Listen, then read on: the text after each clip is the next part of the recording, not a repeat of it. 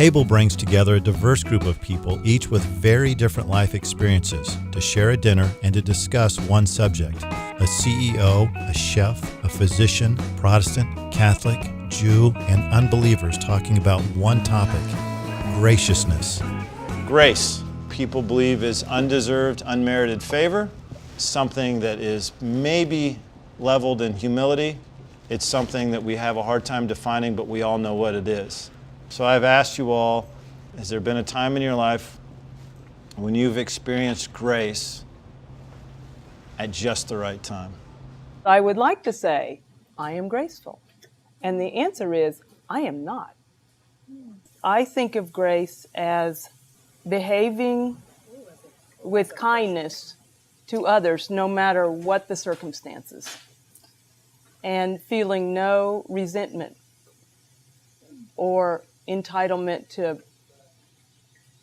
praise. Real grace is spontaneous, unflappable kindness. And I have never actually achieved that kind of grace. I grew up here in North and Northeast Portland, where the grace was not necessarily extended immediately, but it was given upon proving oneself.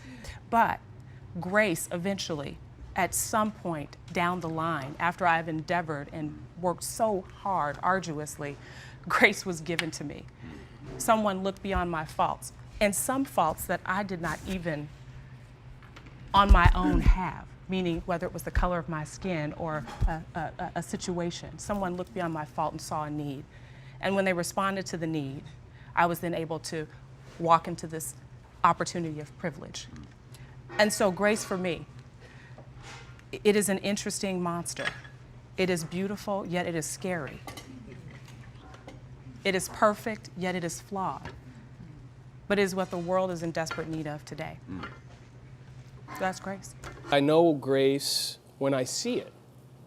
So, for example, my great uncle, his name was Ralph Baum, and he was a German Jew who got out of Nazi Germany in time and settled in New York, became an extraordinarily successful individual.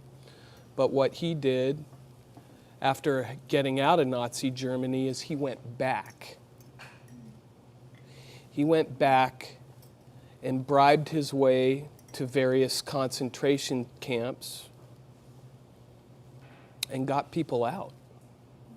My uncle was graceful because he was willing to put his life on the line for other people so that they could live.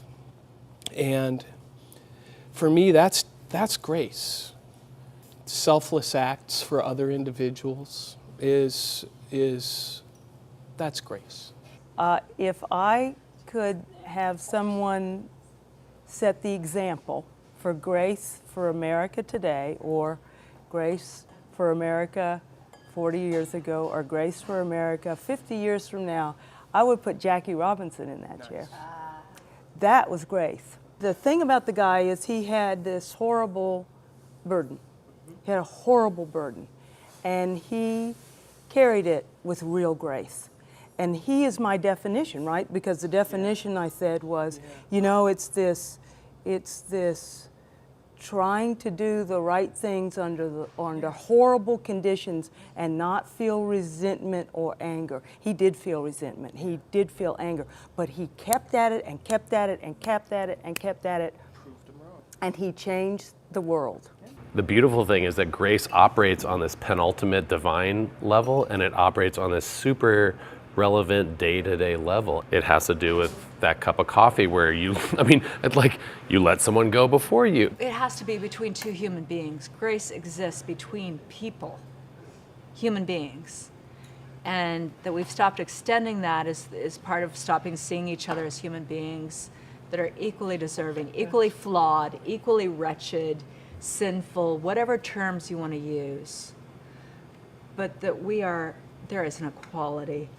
We are living, breathing people, and I need to understand and deal with that in some way that I would rather maybe not in my day-to-day life specialness deal with. I had a discussion with my father today about grace, I said, what does grace mean in Judaism? He really struggled with that. And I thought it was fascinating. You know, there's so many religious connotations to grace, but in Judaism, I don't know if Judaism recognizes grace. So in Judaism,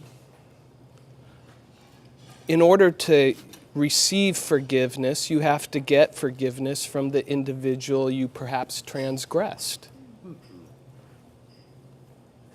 Whereas in some of the other teachings, you can get forgiveness from the priest, or you can ask for forgiveness from God.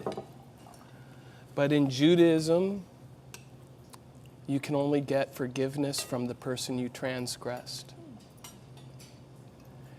And if you do so, and you atone for your sins, and you do that, you get to be written in the book of life for the next year. Grace, a big word with many interpretations. But how is grace connected to forgiveness? Stay tuned, and we'll keep your seat at table